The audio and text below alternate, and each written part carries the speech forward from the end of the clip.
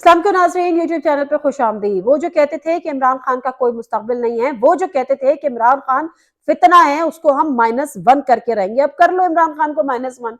7 फरवरी को एपीसी बुलाई और एपीसी में खबरें आई और खबर आई जी बड़ा अच्छा जेस्टर दे रहे हैं, देने की कोशिश कर रहे हैं मियां नवाज शरीफ साहब, सॉरी शहबाज शरीफ साहब वजीर आजम पाकिस्तान, कि जी हमने इमरान खान साहब को भी बुला लिया है कि कंसेंसस की जरूरत है, आइए जी मुल्क को मसाइल से निकाले। कौन निकाले? इमरान खान, जिसको आप माइनस करना चाहते हैं, जिसको आप समझते हैं कि वो फितना है, जो आप समझते हैं कि उसने मुल्क को तबाही के डालने पर खड़ा कर दिया, जिसकी पॉपुलैरिटी अब कहीं है ही नहीं, जिसकी पूरी पार्टी को आपने इस वक्त कटहरे में लाके खड़ा कर दिया, जो आपने फवाद चौधरी साहब के साथ हाल ही में किया।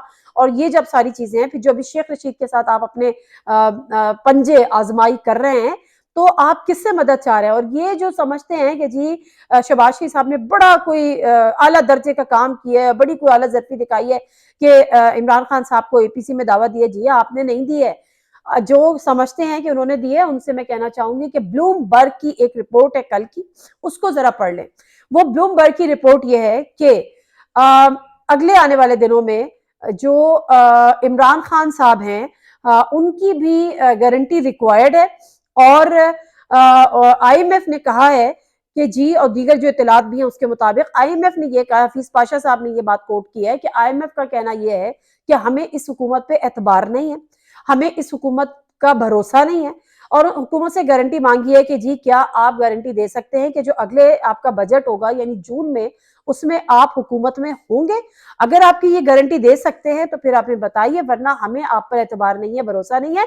अब अगर आईएमएफ से डील होगी तो जो मौजूदा हुक्मरान है वो तो जाहिर है उस पर सिग्नेटरी होंगे, लेकिन आपको इमरान खान से भी सिग्नेचर्स करवाने पड़ेंगे।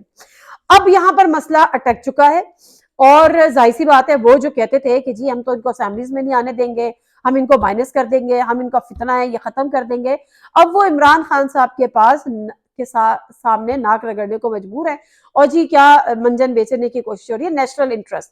तो जब ये बातें हो रही थी, इसमें कोई शक नहीं है कि नेशनल इंटरेस्ट पॉलिटिकल इंटरेस्ट से कहीं बड़ा होना चाहिए, लेकिन क्या वो है माजत के साथ? वो तो किसी पार्टी में नहीं, ना वो पीटीआई में, ना वो पीएमएलएन में है, पीपल्स पार्टी में है, या किसी दीगर पार्टी में, किसी में नेशनल इंटरेस्ट की प्रायोरिटी को प्रायोरिटाइज किया ही नहीं जाता। तो अब आईएमएफ ने कहा है कि चूंकि, अच्छा दूसरी चीज, दो इंपॉर्टेंट चीजें, एक मुआहिदा जो ये कहते हैं ना कि जी इमरान खान ने तोड़ा था फरवरी मार्च में जाने से पहले, जब पेट्रोलियम प्राइसेस उन्होंने कम की थी। दूसरा मुआहिदे की केस जो सितंबर में है, उस मुआहिदे को भी वफा उस तरह से इसहाक डार साहब नहीं कर पाए। ये दो चीजें हैं जो तीसरे मुआहिदे में, यानी अभी जो इनसे मुआहिदा होना है आईएमएफ से, उसमें राह में रुकावट है। एक मुआहिदा वो भी और एक मुआहिदा ये भी। अब वो ये कहते हैं कि हमें इमरान खान के भी सिग्नेचर्स रिक्वायर्ड है, इस हुकूमत के भी रिक्वायर्ड है, उसके बाद ही आपको आईएमएफ की दूसरी किस्त मिलेगी। इस हुकूमत की आप जरा बेहिसी देखिए कि आप जो है वो मुल्क जो है वो तेजी से डिफॉल्ट की तरफ जा रहा है। हमें कुछ नहीं पता आने वाले दिनों में क्या होगा। हमें पाकिस्तान में इस वक्त पेट्रोलियम प्राइसेस की शॉर्टेज होना शुरू हो गई है। जैसे पेट्रोलियम प्राइसेस की शॉर्टेज शुरू होगी, मजीद कारखाने जो इस वक्त ऑलरेडी 50% से ज्यादा बंद हो चुके हैं, वो मजीद बंद होना शुरू हो जाएंगे, और उसके बाद आप हाथ मलते रह जाएंगे। आपके पास डॉलर्स नहीं है, लेकिन आपके दिमाग नहीं काम कर रहे। और मुझे तो ये लगता है कि अगर आप इमरान खान साहब के की दुश्मनी में और उनके साथ आप एक टसल में आप इतनी आगे निकल गए हैं कि आपको कुछ होशो आवाज में ही नहीं है। इस वक्त आपका सियासत का, और इस जो मुल्क में टेररिज्म है, जो कुछ पिशावर में हुआ, उसके बाद भी आपको अकल नहीं आई। आपने इधर इमरान रियाज को गिरफ्तार कर लिया, उधर आपने शेख रशीद को गिरफ्तार कर लिया, फवाद चौधरी के साथ जो आपने ट्रीटमेंट किया। फवाद चौधरी पे मुझे याद आया, फवाद चौधरी साहब कल जो एयरवाई का शो था काशिफ अब्बासी साहब का, उसमें फवाद चौधरी साहब से ये पूछा गया कि जी आपके पास जब बच्चे आपसे मिलने आए तो वो आपका क्या रिएक्शन था?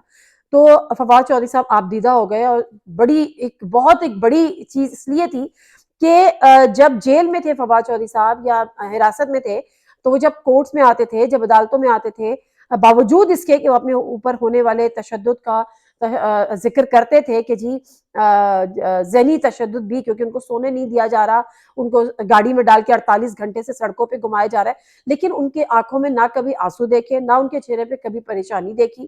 وہ اسی طرح سے ہنستے ہوئے آتے تھے وکٹری کا نشان بنا کے، اور ہمت اور حوصلہ دوسروں کو دے کے اسی طرح سے ہنستے ہوئے لوٹ جاتے تھے. جب فواد چودھری صاحب کی آنکھوں میں آنسو دیکھے تو یہ ایک بہت بڑی خبر بنی. اب اس کو کس طرح سے لیا ہمارے اس سوشل میڈیا نے، یا جو ان کے پولیٹیکل اپوننٹ ہے ان کو، فواد چودھری صاحب رو پڑے. ان کو یہ رونا اس وقت یاد نہیں آیا تھا جب حمزہ شہباز 8 مہینے کی بچی کو چھوڑ کے جیل میں گئے تھے، جب مریم نواز صاحبہ اور نواز شریف صاحب واپس آئے تھے، جب فلاح کو جیل ہوئی تھی اور فلاح کو جیل ہوئی تھی. تو بھائی ان سے پہلے تو میرا سوال یہ ہے کہ فواد چودھری صاحب کسی کرپشن کے الزام میں اندر تھے؟ فواد چودھری صاحب کے خلاف کوئی منی لانڈرنگ کا کیس تھا؟ فواد چودھری صاحب کے پر وہ کیس تھا کہ جی آپ نے بغاوت کی ہے، اور وہ بغاوت بھی کیا تھی؟ وہ بغاوت یہ تھی کہ آپ نے الیکشن کمیشن کو منشی کہا ہے اور آپ نے کہا کہ ان کے خاندان تک پہنچیں گے. آلدو کہ ہم نے بھی کنڈیم کیا کہ فواد چودھری صاحب کو یہ نہیں کہنا چاہیے تھا، بٹ کیا یہ بغاوت کے زمرے میں آ جاتا ہے؟ ایک تو ہمارے ملک میں مقدس گایوں کی جو لسٹ ہے وہ پتہ نہیں کتنی لمبی ہوتی چلی جا رہی ہے کہ اگر آپ کو کچھ کہہ دیا تو بغاوت کا مقدمہ آپ پہ درج ہو جائے گا. تو یہ جو صورتحال ہے تو اس میں فواد چودھری صاحب کے کیسز اور جو پی ایم ایل این یا پیپلز پارٹی کے وہ لوگ جو جیلوں میں تھے ان کے کیسز میں زمین آسمان کا فرق ہے. ہاں، رانا ثناء اللہ صاحب کے کیس کو میں اس سے ایکسکلوڈ کرتی ہوں. وہ ایک ایکسیپشنل کیس تھا. وہ کیوں ایکسیپشنل تھا؟ اس کی 2 وجوہات ہیں. ایک تو یہ کہ رانا ثناء اللہ صاحب پہ ہیروئن کا منشیات کا الزام ڈالا تھا ان کے گاڑی سے. وہ تو اس وقت ہی اس میں کوئی جان نہیں تھی، اور بہت ساری سطح پہ اس کو اس وقت بھی کنڈیم کیا گیا تھا اور آج بھی کنڈیم کیا جاتا ہے. لیکن جو اے این ایف کے جو وردی میں ملبوس آفیسر وہاں پر بیٹھے تھے اور جو بتا رہے تھے ہم نے گاڑی سے برآمد کیا، ان سے تو کوئی پوچھے، ان سے تو کوئی سوال کرے، ان کو بھی تو قانون کے کٹہرے میں لے کر آ جائے. لیکن وہاں آپ کے پر جلتے ہیں. شہباز شریف صاحب وہاں آپ کے پر جلتے ہیں. رانا ثناء اللہ صاحب وہاں آپ کے پر جلتے ہیں. آپ ان سے نہیں پوچھتے، آپ سوال کر رہے ہیں فواد چودھری سے یا اس حکومت سے. دوسری بات آ جاتے ہیں. دوسری بات یہ ہے کہ جو دیگر کیسز ہیں جو کہ منی لانڈرنگ کے ہو گئے یا کک بیکس کے ہو گئے، ایسٹس بیونڈ مینز کے ہو گئے، وہ ان میں سے جو اکثریت تھی سوائے ایک آدھ کو چھوڑ کے، وہ کیسز پی ٹی آئی کی گورنمنٹ میں نہیں بنے تھے. وہ کیسز یا تو پیپلز پارٹی کی گورنمنٹ میں بنے ہوئے تھے، اور پیپلز پارٹی کے cases P M L N کی گورنمنٹ میں بنے ہوئے تھے. ایون تو پناما کا جو رونا روتے ہیں کہ نواز شریف صاحب کو اقامہ پہ نکال دیا، بے شک شاید ان کے ساتھ زیادتی ہوئی ہو، اور ہمیں لگتا ہے بادی نظر میں کہ ان کے ساتھ زیادتی ہوئی ہوگی. زیادتی تو پھر کون کرتا ہے؟ وہ پی ٹی آئی نہیں کرتی، وہ پی ایم ایل این بھی نہیں کرتی.